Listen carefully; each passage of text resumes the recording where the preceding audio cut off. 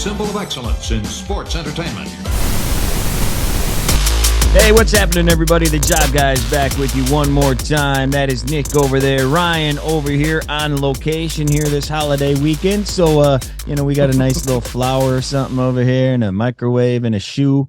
Night of Champions, Nick.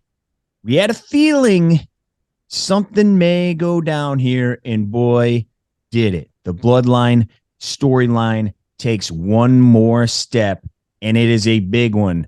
A boot to the side of the head, not by Jay, but by Jimmy Uso. The Bloodline is in trouble, Nick. We will get to that first, but before that, your overall thoughts on the night. What do you think of the pay-per-view? For me, the Bloodline basically really saved the pay-per-view. I wouldn't think it was worse, but there was just a lot that I either predictable or was kind of there's a big head scratcher on this card to me, Ryan, of why this person won, if we get to that a little bit later. Yeah.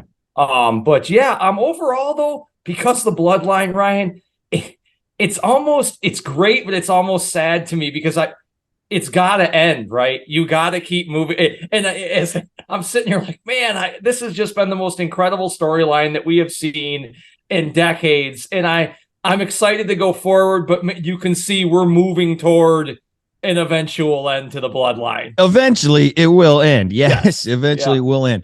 Okay, well, we will start there. It closed the show. It was the main event, which is, I don't know if it's odd or what, because you got a brand new title. You're saying it's not the B Championship, and it opened the show. And the guy that has the real belts closed the show. And the belts weren't even on the line. So you immediately did tell everyone this is the B title right away, because Roman is still more important in a tag team match than that belt is on its very first day. They're pumping up Roman. 1,000th day. This was the day. Number 1,000. Hasn't been pinned since 2019. I told you, I thought going in that either purposely or not, Jimmy was going to cost them the match. But I thought maybe they would have Roman take the pin here. I thought maybe. Didn't happen. Solo gets the pin, and Roman loses here on day number 1,000 because, as we said, Jimmy had finally had enough. Roman was pushing them around as he did. How great was Friday?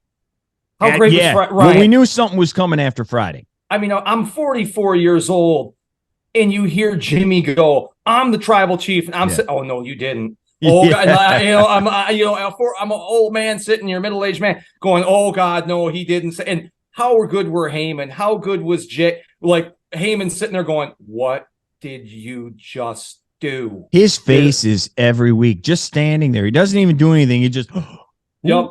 It's great, man. It was a great lead into this, and man, oh man, it was a shocker. I assume now that Jay is going to be put kind of in a situation this Friday where he has to kind of make a decision. Right. And I that's what I'm going to guess. And he's going to probably take Jimmy's side, and I assume. You would think. I mean, they're going to play that out for a while. I thought it was going to be Roman and Solo against the Usos at SummerSlam. I think that's going to be the main event. I'm hearing Money in the Bank. Yeah, that could be, but that's what, a couple weeks away. Well, I guess it's the 1st of July or something like that. So they have a month to build that.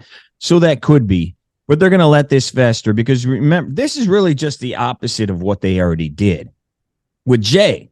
Right. Except Jay didn't kick Roman in the head. So it's going to be interesting to see where they go here. But I thought this match was good. Sami, really good, massively over. Everything was over again. This was probably the best crowd they've had in Saudi Arabia, and I'm not quite sure why it was, but it was an incredible crowd. This angle's great. Sami, the Syrian guy in Saudi Arabia for the very first time. Some things are getting a little better between those two countries. So Sami came over here, and I don't know if you watched any of the stuff with him. He went to Mecca, and he the press conference the day before. I mean, this dude was massively over, and it made it even better. All these people that thought Montreal was the end because that's his real hometown. This was the end. Day 1000. Sami did it. He ended the bloodline in his land. Yep. Knocking out. You got to face the victory without removing the title off Roman. I don't know how they did that, but they did. It's a great move. The Roman stays strong. He's still the champ. Sami and KO could not be. This is the biggest they've ever been, in my opinion, in their careers. The tag belt headlined a pay-per-view twice now in 2 months. That's incredible. And tag team titles. And not throwaway pay-per-views. One was WrestleMania, and the other one, we had heard that this was being built as kind of a very big WrestleMania-esque pay-per-view here at Night of Champions. It's a $50 million show. So, yeah, somebody, I think it was Brandon Thurston at WrestleNomics, did a inflation, every WrestleMania ever put together, how much money did they make? And it's double. Saudi Arabia, all those shows are double what every WrestleMania has ever made, because they're getting $50 million a show. But no, he does it in front of he speaks their language. We heard him speak their language in front of his people, and it ends the bloodline. Oh man! Oh man! Went nuts. It just absolutely incredible. I don't know what else to even say. Roman, again, how good is this guy? He had the place in a frenzy before they even locked up, just by doing kind of like a Hogan, looking around, getting them going. And then right when they're ready to feel it, he tags out at the very beginning. This dude. That's a page. Right? I mean, the only guy who maybe could have done it better is Scott Hall, who plays that crowd. I mean, I don't know what people don't see at this point. I mean, this guy, he is quickly moving up the all-time chart list, man. Yeah. And not to get preachy and everything, because that's what I hate about what I'm about to say. All these people that I read constantly, the casual fans. Oh, you don't like real wrestling. This is real wrestling. Working the crowd, telling a story. This is what wrestling was built on. Not to sound like Jim Cornette, but my gosh, this is what they talked you into the stands. They made you want to get into the stands. They couldn't do all the flippy crap back then. And they've got you fiending. This is real wrestling. They've got you fiending for Friday. Yeah. I mean, what's going? Yeah. I mean, I can't wait. Yeah. They talk down to you online or wherever it is. Oh, you don't like it because you didn't watch XPW or something. Like, no, dude. You don't know what you're talking about, and it's too bad because you're missing out. This is incredible. And every time it starts getting a little lull, like it has been up till Friday, we're like, okay, where are we going here? What are we doing? They get you right back in. They've been doing it for 2.5 years, and they get you right back in again. It's incredible. To me, it is a top 5 angle all time. I don't know where I put it. I've not looked, broke down, but this is a top 5 angle all time. I mean, I got to say, the NWO, the Mega Powers, that's Hogan, off the top of my head. Those 3 in this. I'd have to keep looking. I don't mean to disregard some great feuds, but this off the top of the dome. Right. Boom, this is in there. This is in there. Yeah. Oh, I totally agree. And it's probably the whole thing with Hogan Andre was just, oh my gosh, it's Hogan and Andre. The story wasn't really any. I mean, the Macho Hogan story was great. The NWO at the beginning story was great. This is probably better. It's this very has good, gone man. longer, and it's still on top than the NWO. The NWO in the summer 98, 99, it was toast. This one certainly put everyone who's touched it gold. Turn them to gold. I mean, Solo Sikoa is a freaking killer. And he hasn't done anything. Paul Heyman, after being put with Roman, in my opinion, he's the second greatest manager in the history of wrestling, in my opinion, after Bobby Heenan now. The Usos. We did a show a while back where we counted down the greatest tag teams. And at that point in time, if you took me back, I'd still stand by what we said at that time. Right. But after watching this bloodline and them surpassing the days and going on to main event WrestleMania, I kind of put the Usos as the number one tag team all time in the WWE, maybe all time in wrestling. They're awesome. This is Cody Rhodes. I took him up to a new level. Owens and Zayn, a new level. I mean, this is everybody that this touches. You are gold. Yeah. And I don't think people think about that. They keep saying, well, Sami should have won. Cody should have won. This should have won. That one. No, just think about where these people were at. Where were these people at before they got in this storyline? And now look where they're at. One of them was fighting a reality television star at WrestleMania. I mean, yeah. I mean, anything else about the match? I think we've talked enough about it. I thought it was just a good match. It wasn't the greatest match I've ever seen, but it did what you watched a story unfold. You were waiting for things to happen. And that's every Roman match, I think. It is. I mean, Roman, as much as I sound a lot like John Cena when we say everybody, Cena's just terrible, man. He can't work a match. Yet every time a pay-per-view went through, you were like, damn, Cena had the best match on that card. And it's the same thing now with Roman. I mean, for a guy that people keep saying, well, he's not that great of a worker. Well, then why does he keep having like the best matches on the card, or at least the top echelon of matches on the card? No doubt. It's awesome. Yep. Well, let's go back to the beginning. As we said, the title, the new title, which world champion, is kicks off the show. Yeah, World Heavyweight Championship, not because for anybody that is official, they put that up on their site. The World Heavyweight title is retired. That thing is done. Seth Rollins is the first official champion with this belt. Right. So the lineage is starting yesterday. And Ryan, on that, if you don't mind, I don't necessarily hate that, because you really got two periods behind you that are almost impossible, and I don't want to see duplicated. You got the era, like our era that we grew up in, with these massive elongated title reigns that this belt could never live up to. It's not going to fight those. And then I don't want to do with the Attitude Era, the WCW Monday White War, where the titles were just flying around, it seemed to people. So maybe this is a good thing. I'm going to try to give it a try, although I'm not a big fan of it at this point in time. It just doesn't seem to make any sense. No. And I don't like the way they did it. You talk about the match, Nick. I know match is a good match. The one thing we don't like about they kept talking about Roman again the whole time, and this will be the Worker Championship, and everybody, isn't that what the IC title is?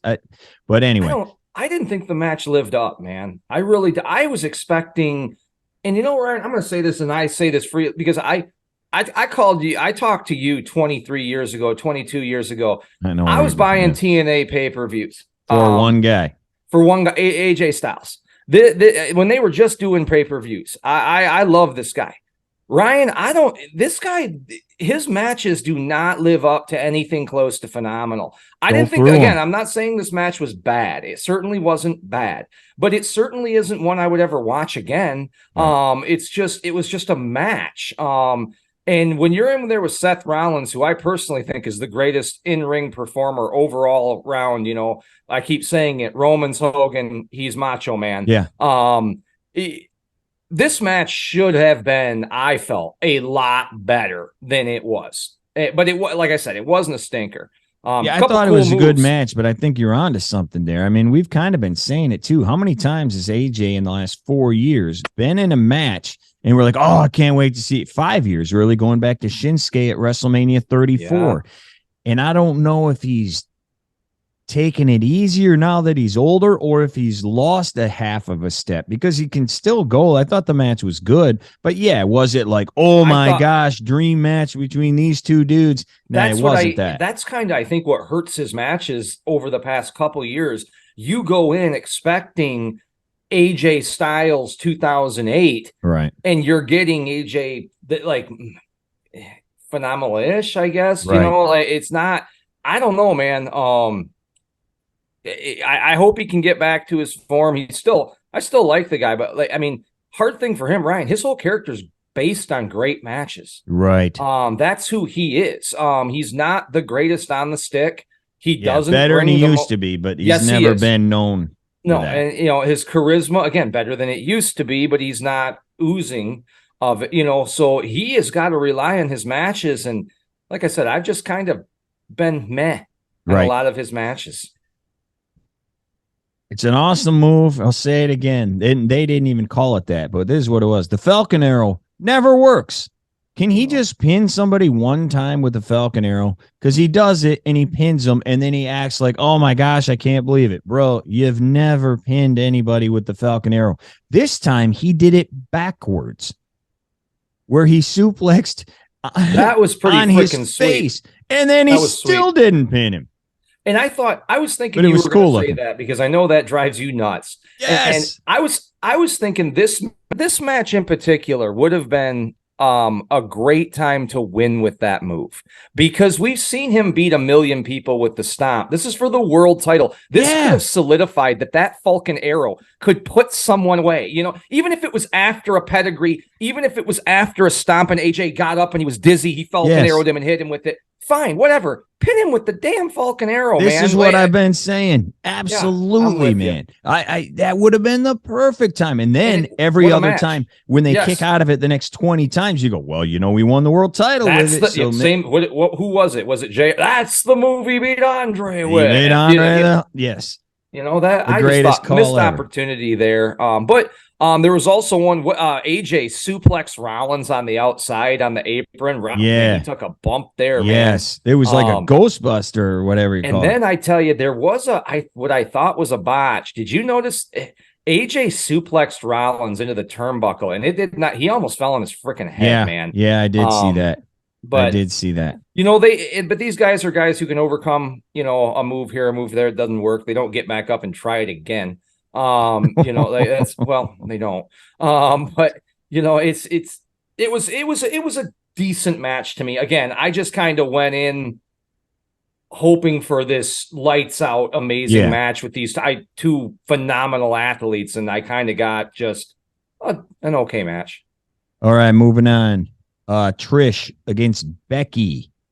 I've seen a lot of reviews and things of this over the last day. We're recording this on Sunday morning. A lot of people liked it more than I did. I thought this match sucked. What do you think? I'm with them. I'm sorry, Ryan. I did like it. I like Trish. I don't know what, and here's why, Ryan. I want it. Here, everything she says works. She is hotter than me and you. She's hotter than everyone that looks at this screen. She is, whether people want to admit it, she's one of the 5 biggest women in pro and women wrestling. Probably number 1. Probably. I mean, you got Moolah. I know you got, you know, some other people out there, but she is that big. I still think she's better on the mic than 9 out of 10 girls out there. Well, what about this match? It wasn't great, but they protected her. The reason why, I mean, this is what happens. I mean, Sting's matches haven't been that great either. I don't see anybody getting all over. You know, and Lita was not good at WrestleMania. She was worse than this. I don't know, from when I was watching, she looked terrible on some of her stuff at WrestleMania. I just thought, you know, what I'm thinking, the match was okay. It was not great. I think they tried to keep it within what Lita could do. The Boston Crab looked terrible. I'd never do that again. She really wasn't even holding her.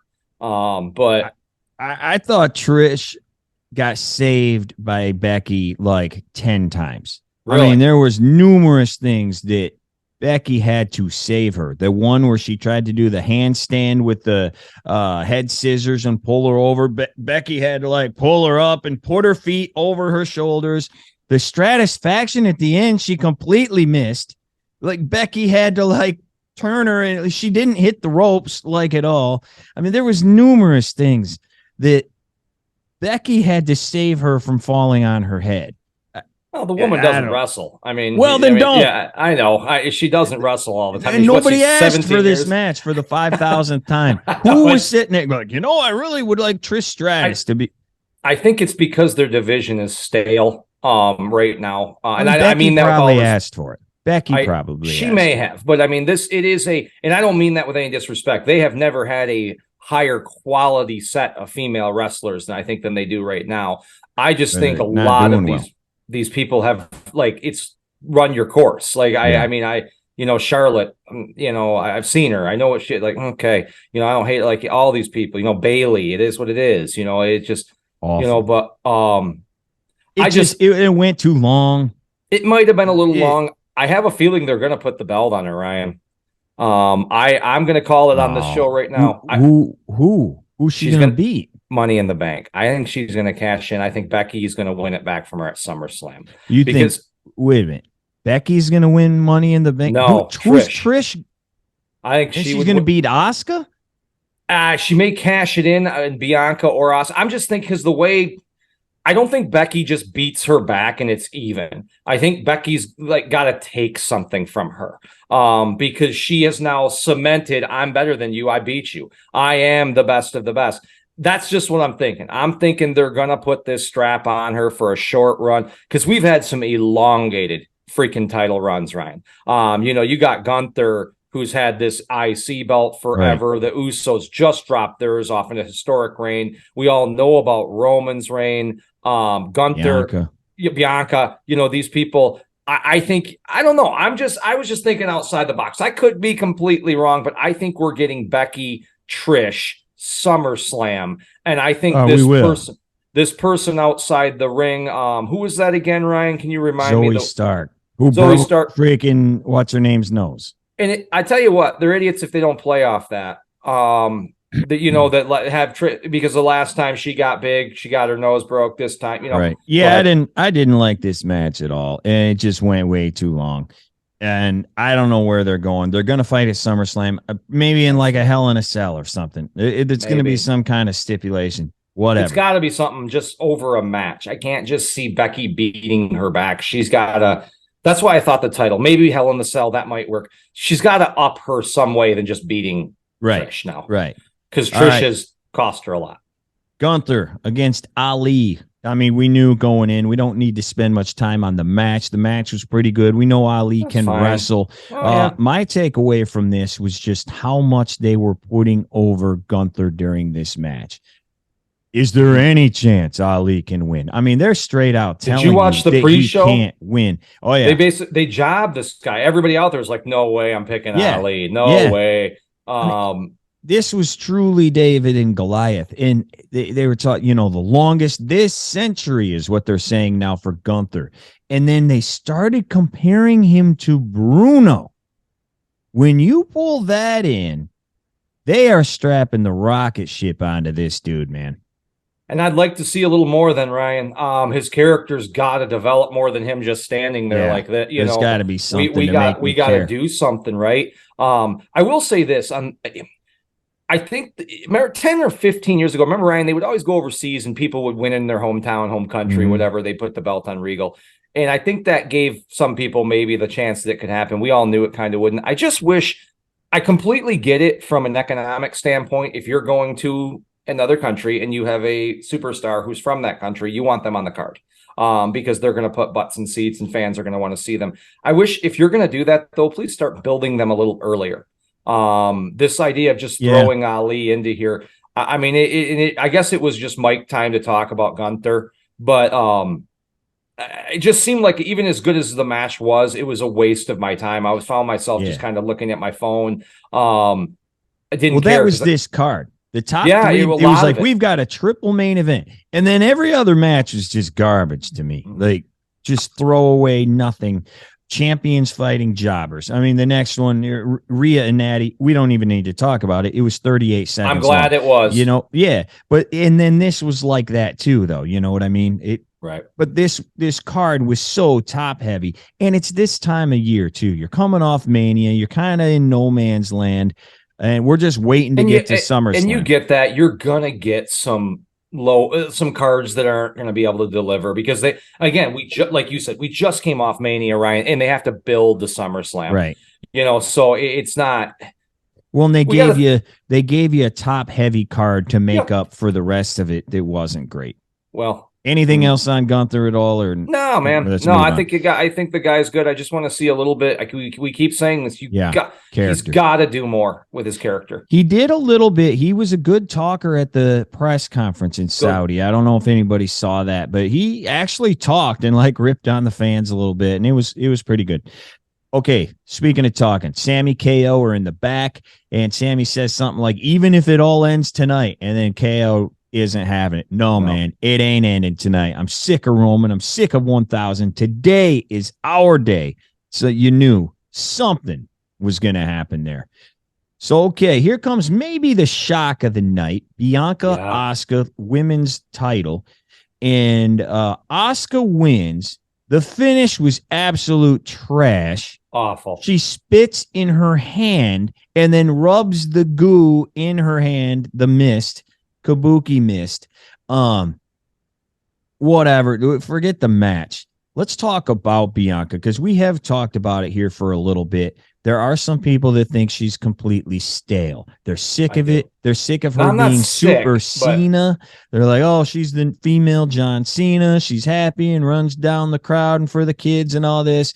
And they think none of her matches are good. Well, she has no one to fight. I will go to my grave saying she's stale because she has no one to fight. Because she's fighting people like Asuka, which I don't care. I don't like her. I don't get it. I've never gotten it. It makes no sense to me. That's why Bianca is stale. But it sounds like more and more people are saying, hey, this is the start of a turn. They are going to turn. I heard we may get a turn of them and the Street Profits. A turn with her, and which I'm ready for Montez as well, man. I'm ready for them. But I asked this, Ryan. Well, I don't understand. Like, it's almost like we rip on, and I can't do this because we call out AEW for doing things that you could easily watch back on the DVR, like a mistake of a hit or a punch or something. How does Asuka keep getting the miss? Like, I don't understand how this miss keeps working. It's stupid. It doesn't work for me. And also, we've seen Asuka. She's not terrible in the ring. No, she's really good. But does she do anything anybody else can't do? Is there something like what am I missing? I don't get it. Her promos are not good. I mean, I don't understand them. She doesn't have. I mean, what am I not getting? I wish someone would fill us in on this because again, I don't think she stinks. That's not what I'm saying. I do. But okay, I don't you will say it. But I think she can wrestle, but she can't cut a promo. Her charisma. I guess she comes out in these extravagant outfits, face painted and all. We've seen. Yeah, I'm with you. We have. And she seems to be a character based on wins. Like her first push was until she lost. Well, when she lost, it was 5 years ago. And there was, and now, if she doesn't have a title, Ryan, she's completely irrelevant. I mean, whatever, Bianca can lose. It just seemed very anticlimactic with this, because she'd already beaten her 2 months ago at WrestleMania. And now all of a sudden she just loses what is some random match that just got decided last week. Huge record. Yeah. And you would have thought more or less you should have been shocked. Like, oh my God, holy crazy, we lost. Instead, people, I think, were sitting there going, really? On this pay-per-view versus Asuka? Yeah. I mean, I don't know. I don't. It just seemed very anticlimactic, but they did a lot of hair pulling in this match, more than usual. Yeah. There's a lot of talk that hair is going to get cut off, or she's going to cut it off when she turns heel. I thought maybe there was a little foreshadowing there, and I don't know what happens here. Does Bailey and Io break up here in the next couple of weeks, and then we get Io Asuka at SummerSlam for the belt? That will be my prediction moving forward. Anything else on this other than the shock? And I know you do want to see Bianca be a heel. You've been talking about it for even before people were stale. I want to see her ragged. I want to see her rag doll. These girls. No offense, other ladies, but I think you've got something here. That when you turn this woman heel, I mean, you'll have like an evil Goldberg. Steiner. I think Steiner. I think she can be what Jade can't. If that makes sense. She's got better charisma as far as talking. That's what I'm goes. saying. And yes, that's what I'm saying. I think this is there's a market there, and I think eventually they can come full circle. She'll become back a face bigger than ever if you let her heel run and just murder people. Yep. Okay. So Rhea Natty, we talked about that was just a job match. Seth does an interview. I don't get this gimmick either. I love the guy, but I don't get the gimmick. It does not. He just laughs and says, "I'm the champ." Yeah. Yeah. Champ. What are you? I don't just biased toward Rollins. I just love Rollins. I like him too, man. I just wish he'd be normal. I don't understand what he's doing. Look at my crazy puffy thing I have on. What is that? Okay, one last match. I hope it's great though, because he can work. Certainly. Cody and Brock. So Cody has a broken arm. He hasn't faced adversity, and I was one of those people that said that too. Hey, we got to build. We got to get the baby face sympathy. Well, they already did the broken arm thing when it was real, when he actually tore his pec. So why are we doing this again? We already did this. It seemed like they had to put a reason that Lesnar could beat him. Like it had to be his back was completely up against the wall. Yeah. Like there was no, like this is just the most you can't overcome this against the beat. That's something I can guess, but and the ending was predictable as hell, right? You knew it when he was in the lock the first time. All right, he's going to pass out. Here's what I don't understand about this match. So right away he gets suplexed, and he's got a titanium cast on his forearm because it's broken. Well, he gets this German and lands right on his arm. And they're like, oh my gosh, he landed right on his arm. Oh my gosh, show it again. Unbelievable. He landed right on his arm. He can't take it. 5 seconds later, Cody's decided he can use the arm as a weapon, and he's just freaking drilling the guy in the head with his broken arm. Now, wait a freaking second. So landing on it, very bad. Drilling someone over and over and over again in the head with your arm, no problem whatsoever. Ryan, this guy's push. I like Cody, Ryan. I know you're a little stale on him at this point. I still like, but Ryan, this is getting ridiculous for everybody that said just Hulk Hogan was over the top. Super Cena, crap, this man. Is times 1,000. Yeah, it is, man. Like they are forcing this dude down everybody's throat, man.